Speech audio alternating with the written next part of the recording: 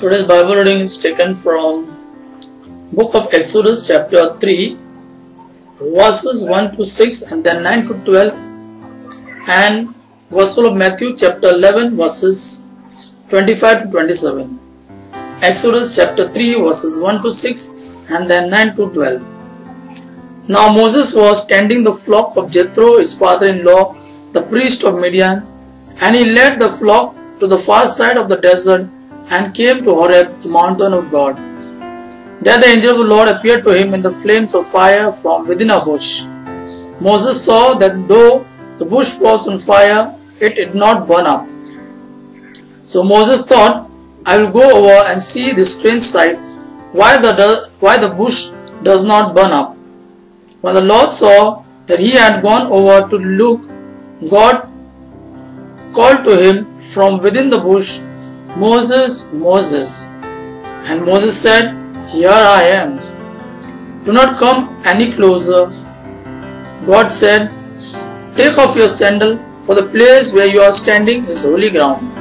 Then he said, I am the God of your father, the God of Abraham, the God of Isaac, and the God of Jacob.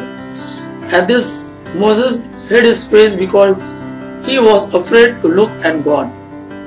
And now the cry of Israelites has reached me, and I have seen the way the Egyptians are oppressing them. So now go, I am sending you to Pharaoh to bring my people the Israelites out of Egypt. But Moses said to God, Who am I that I should go to Pharaoh and bring the Israelites out of Egypt? And God said, I will be with you, and this will be sign to you, that it is I who have sent you when you have brought the people out of Egypt. You will worship God on this mountain. Today's Gospel according to Matthew chapter 11 verses 25 to 27. At that time Jesus said, I praise you, Father, Lord of heaven and earth, because you have hidden these things from the wise and learned and revealed them to little children.